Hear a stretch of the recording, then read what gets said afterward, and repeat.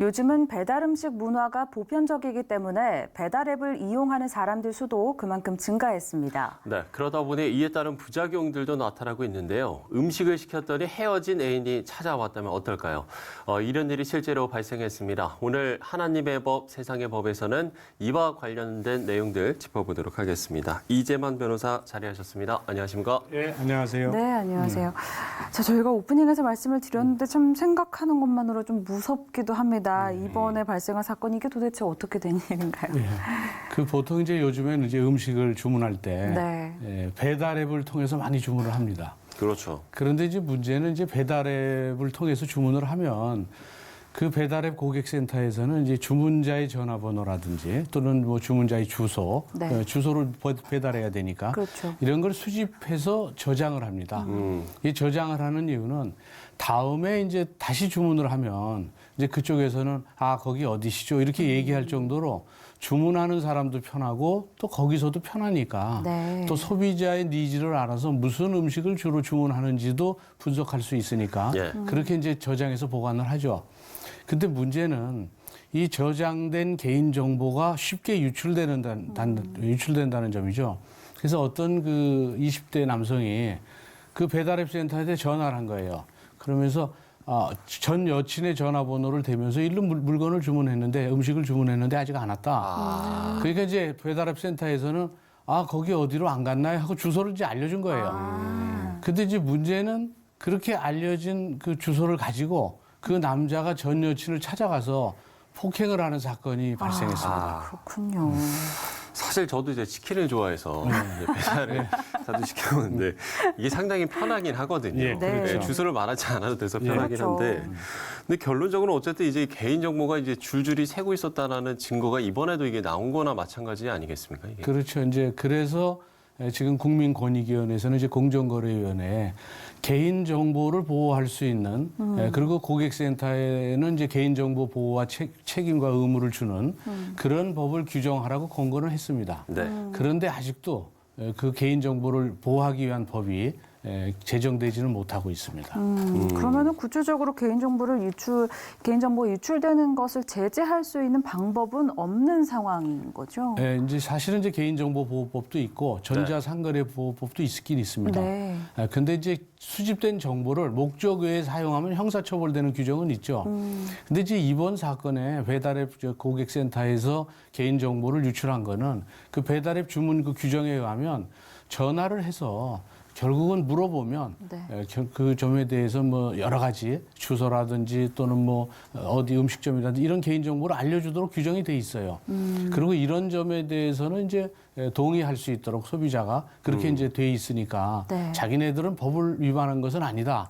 이렇게 이제 얘기를 하고 있죠. 네. 그러다 보니까 사실상 개인정보 배달앱 고객센터의 개인정보 관리는 그 불가능하죠. 자율에 맡겨져 있기 때문에 그래서 유출 사고가 빈번하게 지금 일어나고 있는 것이죠. 네, 유출 사고가 빈번하게 나오고 있다라고 이야기를 해주셨는데 저희가 좀 유사 사례를 좀 짚어보면 네.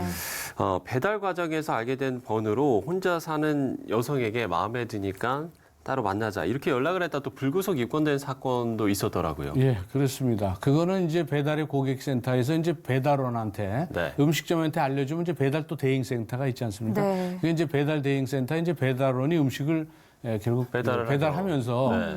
그 고객을 보고 고객이 이제 마음에 드니까 아이고, 네. 그 전화번호는 이미 알고 있기 때문에 계속적으로 한번 만나자 하는 문자 메시지를 지속적으로 보내니까 이게 이제 피해자 입장에서는 이제 스토킹을 당하는 셈이 된 것이죠. 그렇죠. 이제 그런 범죄도 있었고 또 하나는 이제 식당 주인이 이제 후기에다가 그 배달한 사람이 후기에다가 이제 평점을 나쁘게 줬어요.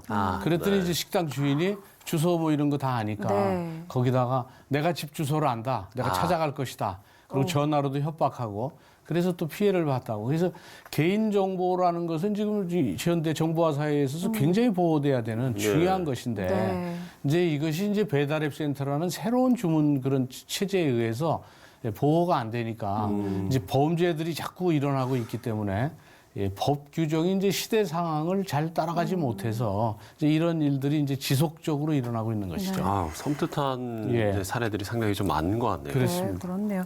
이게 결국에는 뭐 편리를 위해서 이렇게 정보가 네. 이렇게 기록이 남는 것이지만 결국에 이러한 문제들 때문에 가져오는 부작용도 큰 것 같습니다. 네. 그렇다면 이런 사례들이 계속해서 일어나고 있는데 그동안은 별다른 조치나 뭐 대책 마련이 없었던 건가요?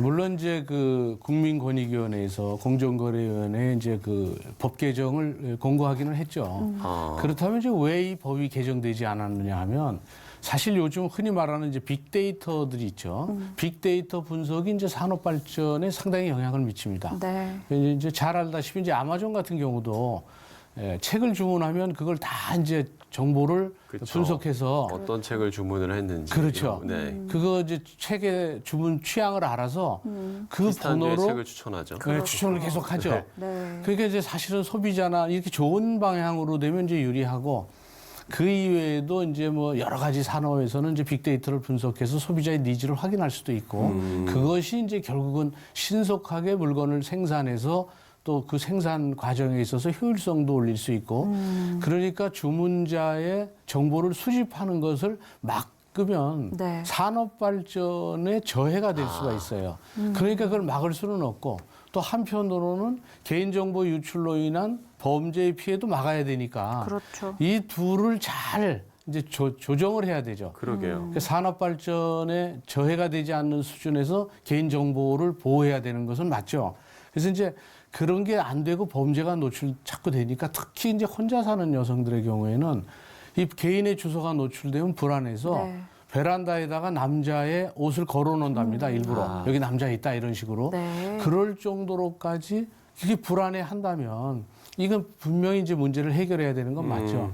그래서 이제 어떤 배달앱 고객센터에서는 주문이 오면 이 주문자의 번호를 음식점에다가 바로 알려주지 않고 가상번호, 안심번호를 만들어서 알려줘서 연기에 될 수 그쵸. 있도록 해요. 네. 그리고 주문이 완료되면 그 가상번호를 이제 폐기하는 이제 그렇게 하는 방법으로 지금 이제 개인정보 보호를 하고 있어요. 그것도 한 좋은 방법이라고 네. 봅니다. 네.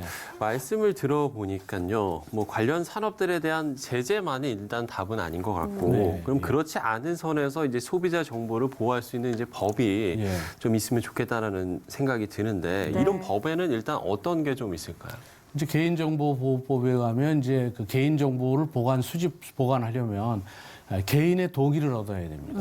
그런데 문제는 배달앱 고객센터 거기에서 애플리케이션에서는 그런 동의를 받고 있어요.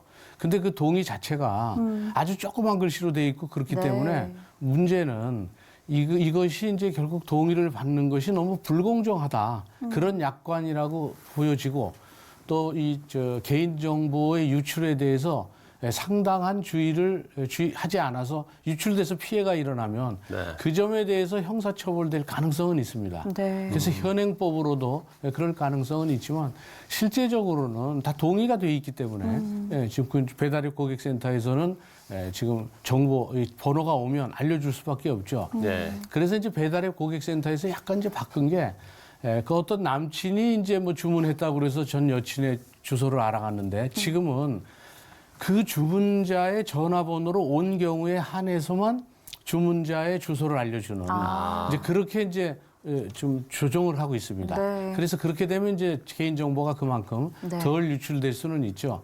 그러나 궁극적으로는 어떤 방법을 취하든지 간에 시대 변화에 따라서 개인 정보 보호를 할 수 있는 그런 법 규정이 완비되어야 된다고 봅니다. 그렇군요. 저희가 오늘은 이제 배달앱과 관련해서 이제 개인정보 문제를 좀 살펴봤는데 네. 이걸 또 좀 성경적으로 좀 적용해 보면 저희가 좀 어떤 자세를 취해야 할까요?